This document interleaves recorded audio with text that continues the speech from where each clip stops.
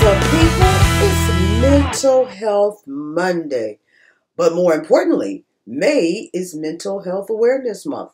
So let's get this party started. However, before we do, please take time to read the following disclaimer.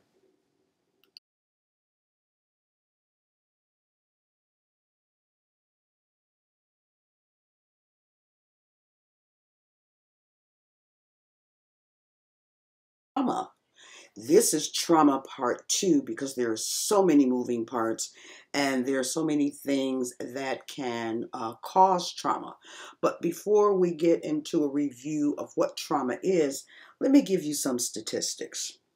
Did you know that 70% of adults in the U.S. have experienced some type of traumatic event at least once in their lives?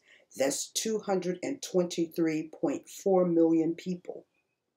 In public behavioral health, only 90%, over 90% of clients have experienced trauma. In the United States, did you know a woman is beaten every 15 seconds? A forcible rape occurs every 6 minutes. More than 33% of youth exposed to community violence will experience post-traumatic stress disorder, a very severe reaction to traumatic events. Last week, in review, trauma is any experience that is felt to be unbearable. It shatters the human psychic potential and affects the human capacity to relate and feel kinship with others authentically. Psychological trauma is the unique individual experience of a single event or enduring conditions, which the individual's ability to integrate their affective experience is overwhelmed, and the individual subjectively experiences a threat to life, psychosomatic integrity, or mental sanity. The individual may be left feeling emotionally, cognitively, and physically overwhelmed, while common comorbid diagnosis, meaning an illness associated with traumatic experiences, include post-traumatic stress disorder, mood disorders, anxiety disorders, substance misuse, eating disorders, and personality disorders. In an effort to become more understanding, wiser, compassionate, and safe, it is important that we understand the various different traumas that people experience. Traumas can also be conscious and subconscious. Although you may think you're over it, your responses may prove otherwise. This is why professionals are needed.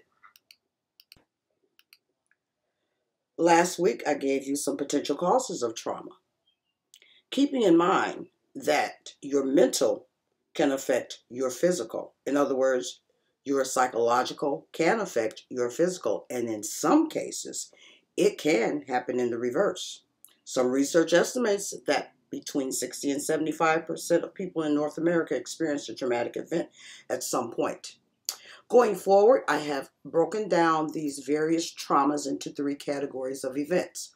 One being intimate, two being personal, and three being outside forces. Let's get into it. First up is sexual assault, rape, and abuse, one of the most traumatic groups on the list. The term sexual assault means any non-consensual sexual act prescribed by federal, tribal, or state law, including when the victim lacks capacity to consent. Rape is the penetration, no matter how slight, of the vagina or anus with any body part or object, or oral penetration by a sex organ or another person without the consent of the victim. Sexual assault. Illegal sex acts performed against a minor by a parent, guardian, relative, or acquaintance. Sexual abuse is a general term for any type of sexual activity inflicted on a child by someone with whom the child is acquainted. It is considered an especially heinous crime because the abuser occupies the position of trust with the child.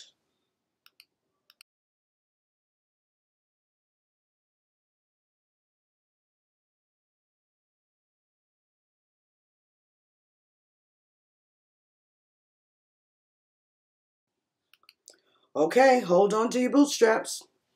Marital rape occurs when a husband engages in a sexual act with the wife, despite her lack of consent and or against her will.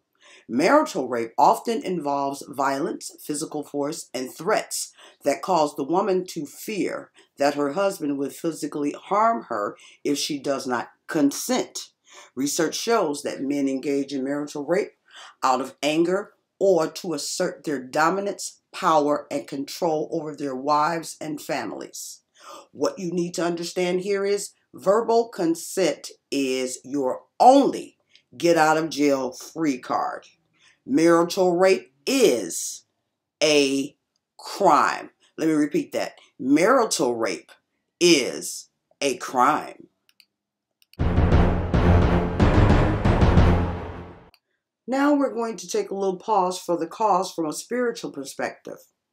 Let's talk Bible right here. Hebrews 13:4 says in the King James Version, marriage is honorable in all, and the bed undefiled. But whoremongers and adulterers God will judge. You'll notice in each of these versions or translations of the Bible, it starts out with marriage should be honored. Give honor. Marriage is to be held in honor. Let's define honor.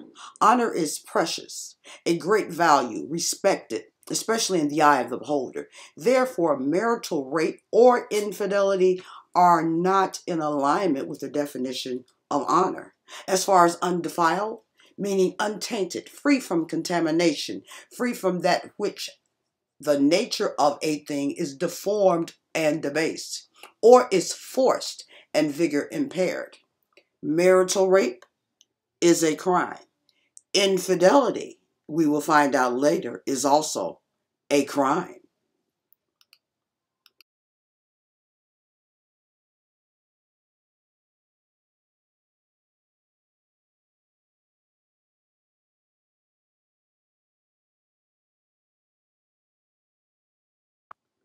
Oh, yes, we're still talking Bible.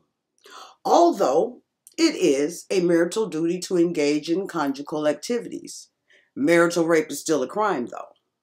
But so is adultery and infidelity.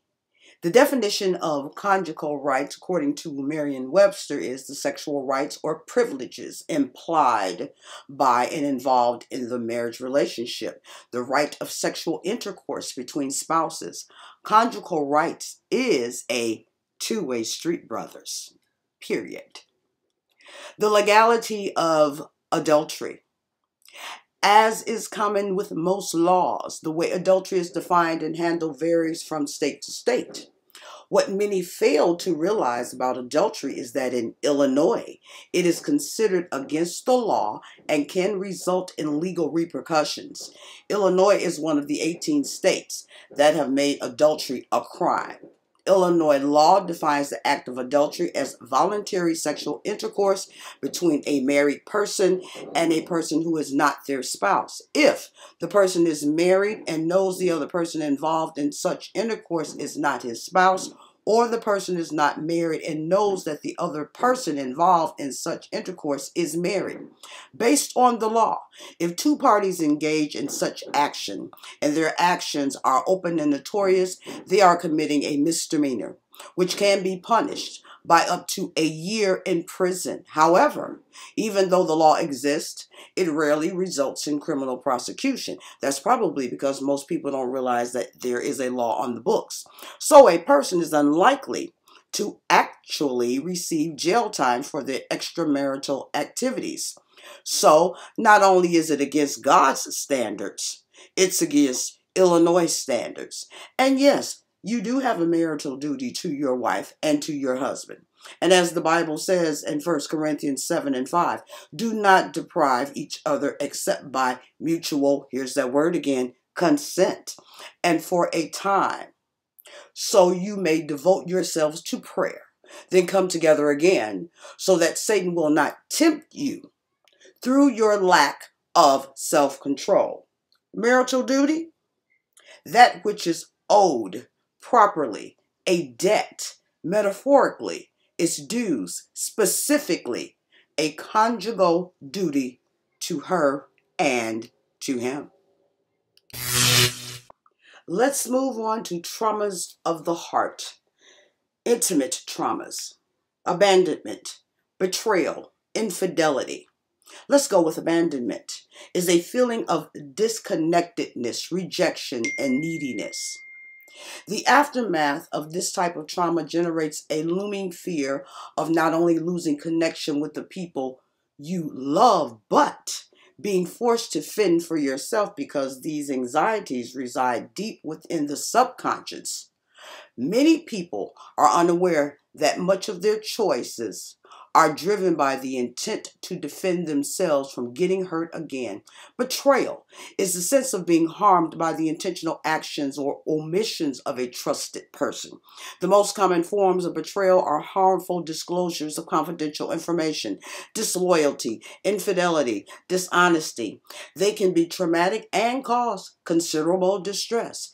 Infidelity is the breaking of a promise to remain faithful to a romantic partner, whether that promise was a part of marriage vows or a privately uttered agreement between lovers or an unspoken assumption. Dr. Joyce Webb succinctly defines it this way as far as emotional neglect is concerned: is a parent's failure to act. It's a failure to notice, attend to, and respond appropriately to a child's feeling. Emotional neglect is not something that happens, but something that fails to happen. It makes it a difficult concept to understand and discuss because emotional neglect is intangible. Emotional neglect also occurs in adult relationships between intimate partners. How often have you heard people say he or she is emotionally unavailable or absent? Emotional neglect is the opposite of emotional attunement. When a couple is emotionally attuned to each other, they experience emotional connection and emotional intimacy. In a relationship or marriage, emotional neglect is when a partner consistently fails to notice, attend to, and respond in a timely manner to a partner or spouse's feelings. In both instances, it is far-reaching negative consequences for the relationship. The source on this is All Relationship Matters. Sometimes we take these things for granted. We don't understand that the actions or the inability to perform can lead to abandonment, betrayal, infidelity, which basically all adds up to emotional neglect.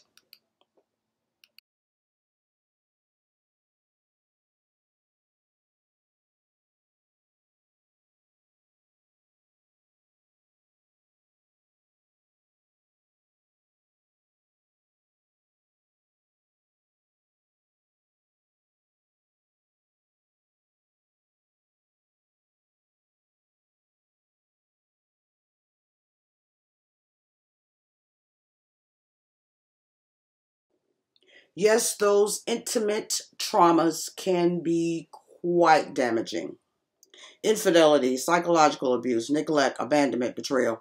Psychological abuse can be defined as the systematic use of malicious manipulation through non-physical acts against an intimate partner, child, or dependent adult, also known as emotional abuse. These actions can include threatening the physical health of the victim or victim's loved one, purposely controlling the victim's freedom, and or acting to undermine or isolate the victim.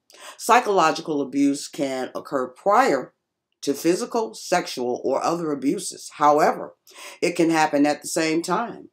Even when it occurs by itself, it is thought to cause long-term damage to the victim's mental health. Psychological abuse is very subtle. It's not a spew of insults. Often the abuse is carefully constructed so only the victim can understand the depth of their partner's words. The abuser picks up on the victim's sensitivities and will specifically target them with subtle manipulations and attempt to confuse them, talking in circles and instilling doubt.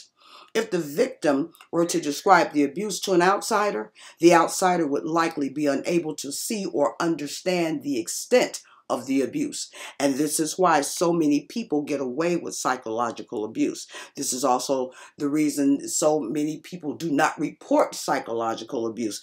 No one's going to believe them because typically the perpetrator is viewed as someone that's personable, someone that's charismatic, someone that may be even charming.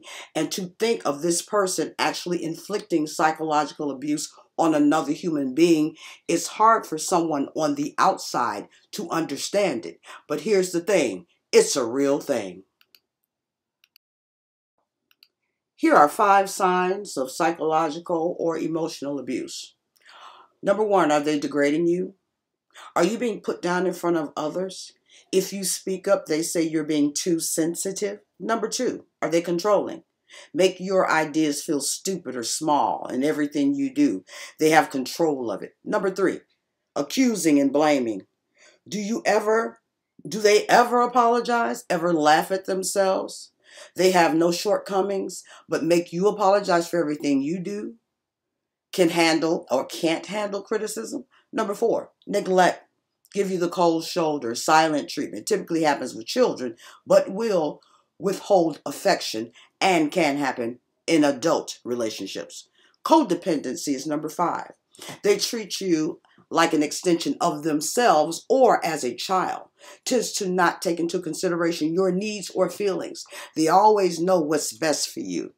If I think it's okay, I'm sure it's okay for you. Now we're going to move on to outside traumas, natural disasters, acts of violence, traffic collisions, acts of terrorism, war. Following an accident, many people can experience emotional distress. It's normal that during the healing process, you may begin to notice signs of increased stress such as post-traumatic stress disorder, anxiety, depression, anguish, fearfulness, issues with sleep, reoccurring nightmares about the crash, and more. These intense emotions can lead to avoidance.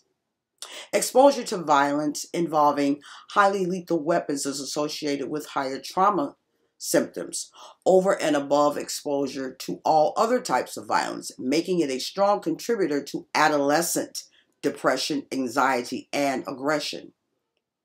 PTSD can occur in all people, of all ethnicities, nationalities, and culture at any age. PTSD affects 3.5% of U.S. adults every year, and an estimated 1 in 11 people will be diagnosed with PTSD in their lifetime. Women are twice as likely as men to have PTSD. 3 ethnic groups are in the highest category. Latinos, African Americans, and American Indians are disproportionately affected and have higher rates of PTSD than non-Latino whites.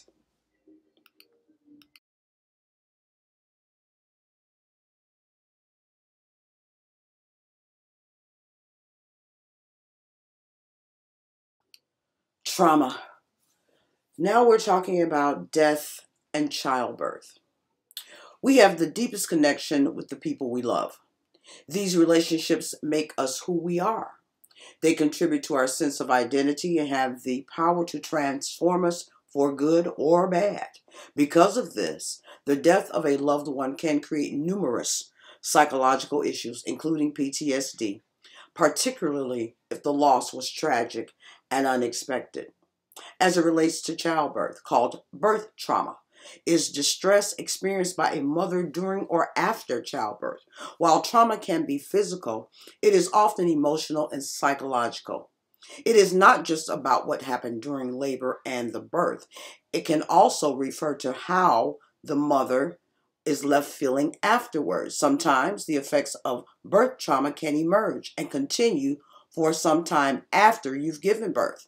At the same time of birth, you may have felt fearful, helpless, or unheard.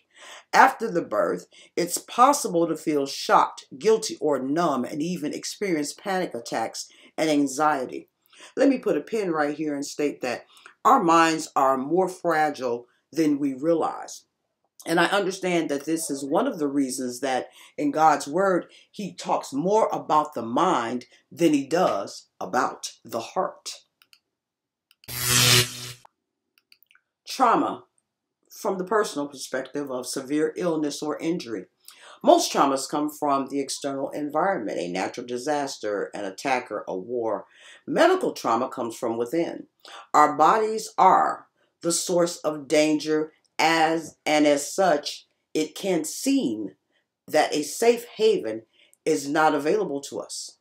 Shock, disbelief, terror, heightened anxiety about the future, and disillusionment in the medical establishment are prevalent. Perhaps most salient is the changed understanding of our own vulnerability to pain, suffering, and yes, death. Our previous worldview has basically been shattered by the illness, and our perception of safety has been altered irrevocably. Coming out of this, one may experience PTSD symptoms. Re-experiencing is exactly what it sounds like. A mental reliving of the trauma.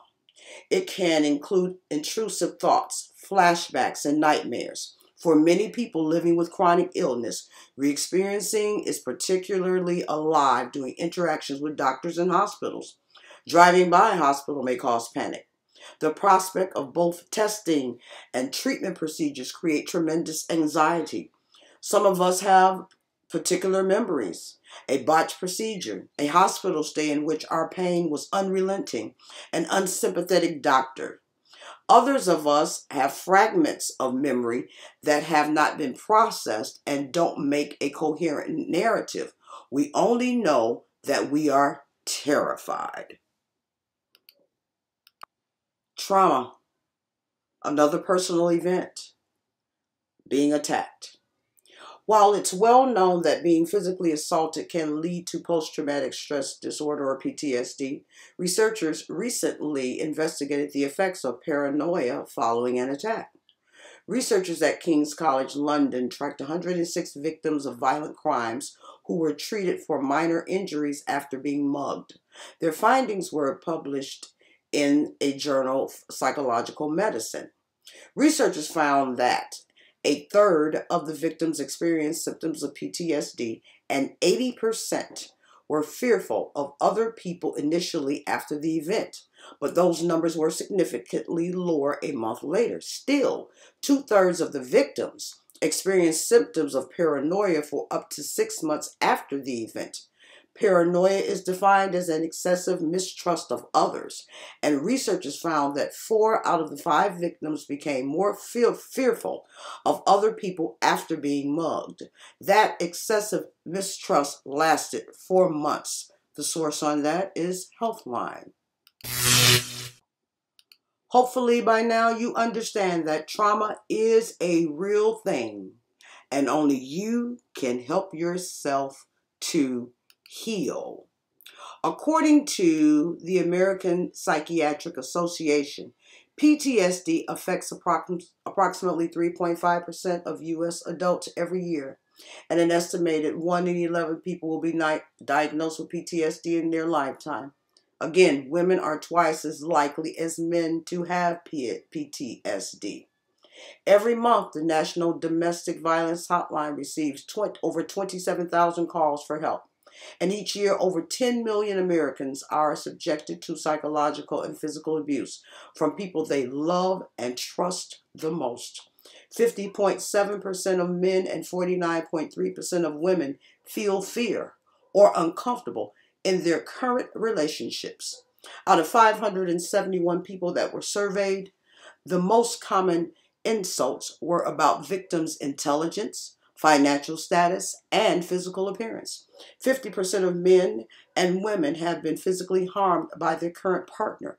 44% of lesbian women experience rape, physical violence, or stalking by an intimate partner in their lifetime, compared with 35% of heterosexual women.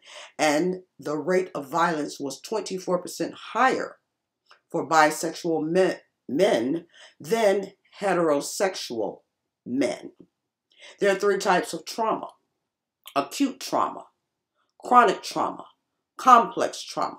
Now, acute trauma is mainly a single distressing event, but creates a lasting impression in the person's mind. For example, an accident, rape, assault, or natural disaster. Chronic trauma, when a person is exposed to multiple long-term and or prolonged distressing traumatic events. For example, a serious illness, sexual abuse, domestic violence, bullying, war.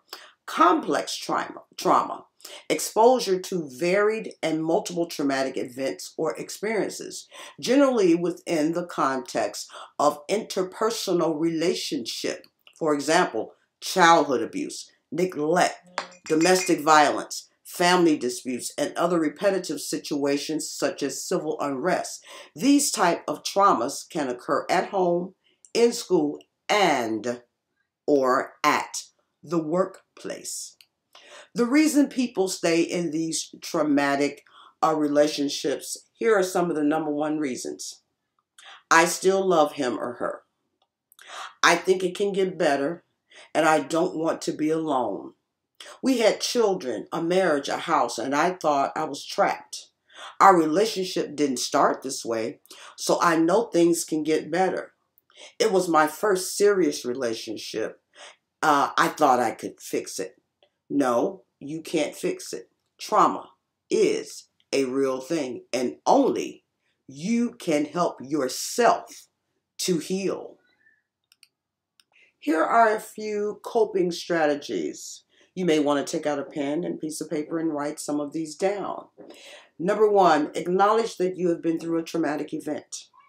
Number two, connect with others, especially those who may have shared the stressful event or experienced other trauma.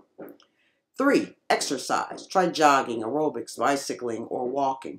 4, relax. Try yoga, stretching, massage, meditation, deep muscle relaxation. Number 6, take up music, art, or other diversions. Number 7, maintain a balanced diet and sleep cycle. That's really important. Number 7, avoid overusing stimulants like caffeine, sugar is a killer, or nicotine. Number 8, commit to something personally meaningful and important every day. Number 9, write about your experience for yourself or to share with others. As a final reminder, or final important reminders, keep in mind, rape is a crime. Sexual abuse of a minor is a crime. Marital rape is a crime. In Illinois and 17 other states, infidelity is a crime. Rape, sexual abuse, and marital rape are all punishable in Illinois if convicted, up to 60 years in prison and $25,000 in fines, depending on the circumstances. Infidelity is also punishable by law, a year in jail and $2,500 in fines if convicted. Most importantly, count the cost. Thank you so much for listening to Mental Health Monday. Now, next week, there will be a quiz. Next week, Monday, May 24th, I will post a quiz with a link. A prize will be given to the person with the most correct responses. So be sure to like, share, and subscribe to our new YouTube channel at Demetria Williams Pitts Mental Health Monday for all of the previous videos. That way you will be armed with all the information you need in order to be able to pass the quiz. Bye-bye.